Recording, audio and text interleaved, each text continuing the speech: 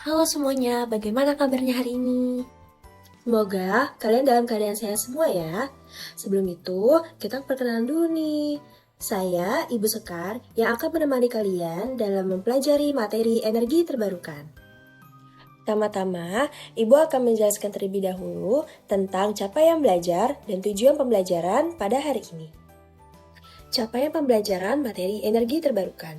Pada akhir fase E, peserta didik memiliki kemampuan untuk responsif terhadap isu-isu sumber energi dan berperan aktif dalam memberikan penyelesaian masalah. Kemampuan tersebut antara lain mengamati, mempertanyakan, dan memprediksi, merencanakan, dan melakukan penyelidikan, memproses dan menganalisis data dan informasi, mengevaluasi dan refleksi, mengkomunikasikan hasil dalam bentuk proyek sederhana terkait materi energi terbarukan. Selanjutnya yaitu tujuan pembelajaran. Tujuan pembelajaran pada materi energi terbarukan, yang pertama memahami konsep energi dan penerapannya dalam kehidupan sehari-hari. Yang kedua, mendeskripsikan isu tentang energi dan menunjukkan kepedulian terhadap isu tersebut.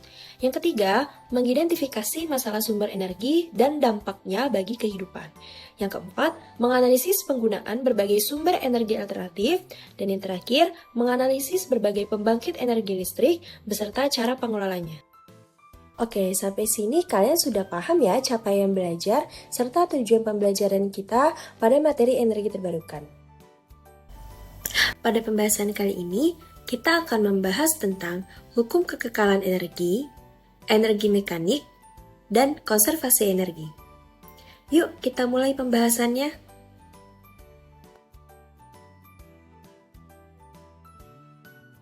Coba perhatikan dua gambar berikut. Bagaimana kita dapat meningkatkan adopsi teknologi PLTS di daerah perkotaan dan pedesaan, serta apa saja langkah-langkah yang dapat diambil untuk memastikan integrasi yang efektif dan minim gangguan terhadap masyarakat setempat. Coba kalian diskusikan dengan teman sekelompok ya.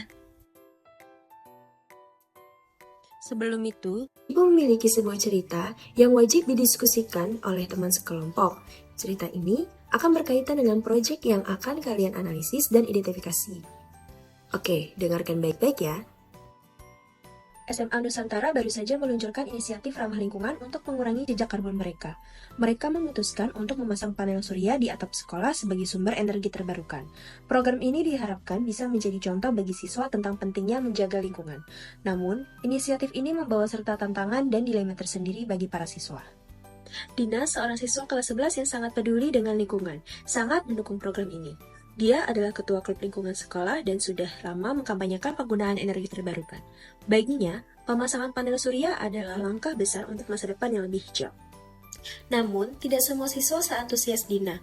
Bayu, ketua OSIS, mengkhawatirkan biaya pemasangan dan pemeliharaan panel surya. Dana sekolah yang terbatas seharusnya digunakan untuk memperbaiki fasilitas sekolah yang sudah lama tidak diperbarui, seperti laboratorium sains dan lapangan olahraga.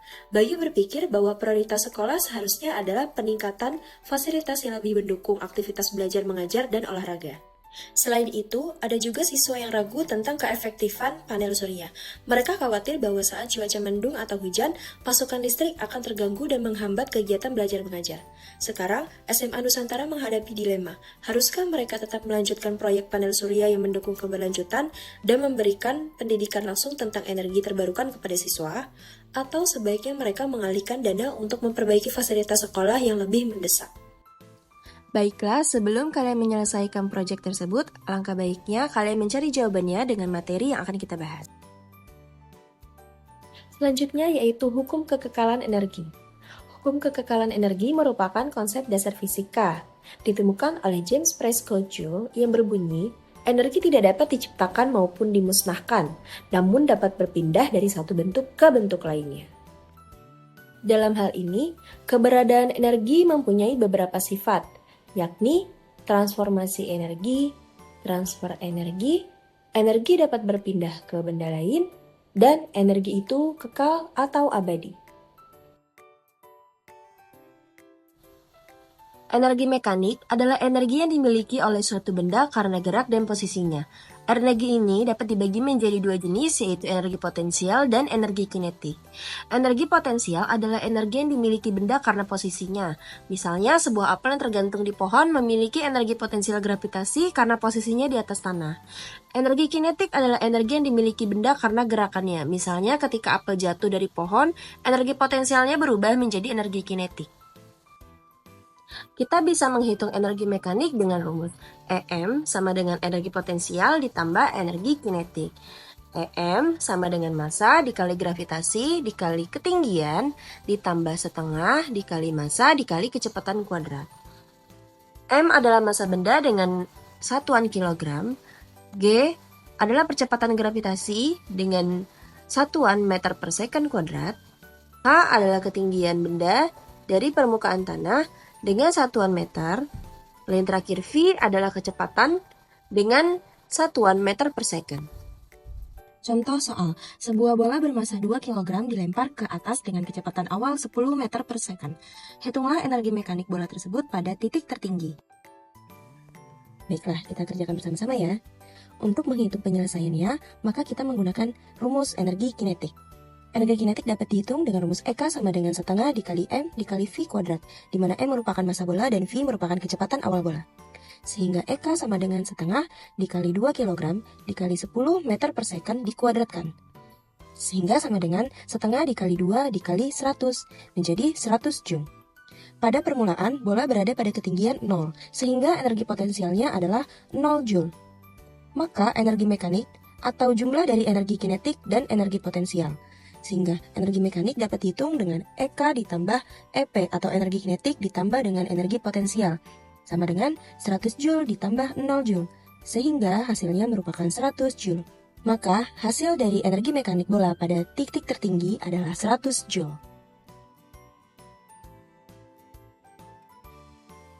Sekarang, coba kalian kerjakan soal berikut ini.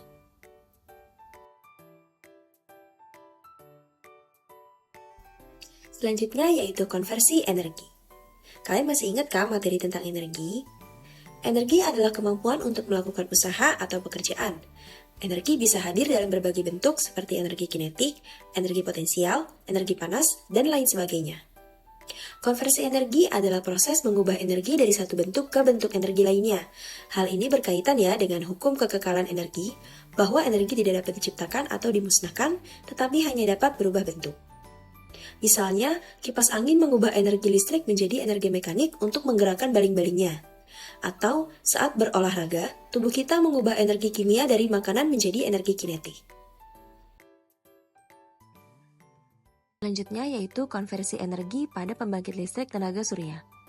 Pembangkit listrik tenaga surya atau PLTS menggunakan perangkat yang disebut panel surya atau modul fotovoltaik.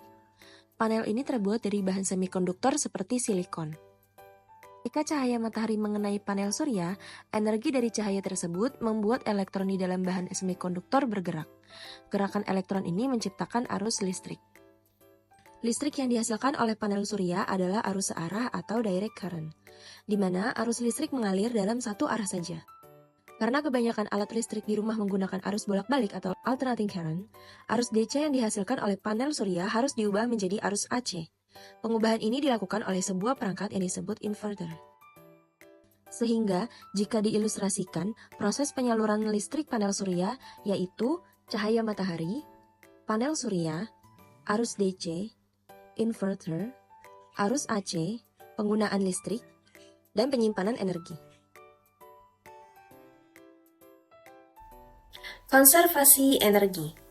Konservasi energi merupakan upaya sistematis, terencana, dan terpadu guna melestarikan sumber daya energi dalam negeri serta meningkatkan efisiensi pemanfaatannya. Konservasi energi terkait dengan perubahan perilaku. Perilaku sederhana dalam rangka konservasi energi dapat disingkat dengan 3M, yaitu mematikan, mencabut, dan mengatur. Dengan menerapkan konsep 3M ini, kita dapat berkontribusi pada konservasi energi, mengurangi biaya energi, dan membantu melindungi lingkungan. Contoh tindakan konservasi energi dalam berbagai bidang ada sebagai berikut. Yang pertama, transportasi. Menggunakan sepeda atau berjalan kaki untuk perjalanan jarak pendek. atau menggunakan transportasi umum untuk mengurangi penggunaan bahan bakar fosil dan mengurangi emisi. Yang kedua, pada tempat tinggal, mematikan lampu dan perangkat elektronik saat tidak digunakan, menggunakan lampu hemat energi, atau memanfaatkan sinar matahari sebagai penerangan alami. Yang ketiga, industrial, meningkatkan efisiensi mesin dan peralatan, menggunakan teknologi yang lebih ramah lingkungan, atau mendaur ulang dan mengurangi limbah industri. Baiklah, berkaitan dengan cerita sebelumnya, kalian ditugaskan secara berkelompok untuk menyelesaikan proyek. Proyek dalam hal ini yaitu merancang PLTS sederhana. Dalam penyusunan alat, diperbolehkan menggunakan barang-barang yang sudah dipakai atau barang bekas. Contoh dalam membuat PLTS sederhana sebagai berikut.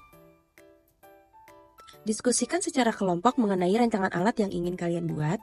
Aspek yang akan dinilai pada alat meliputi kesesuaian alat dengan tema, komponen alat, keindahan, dan perhitungan ukuran pada alat.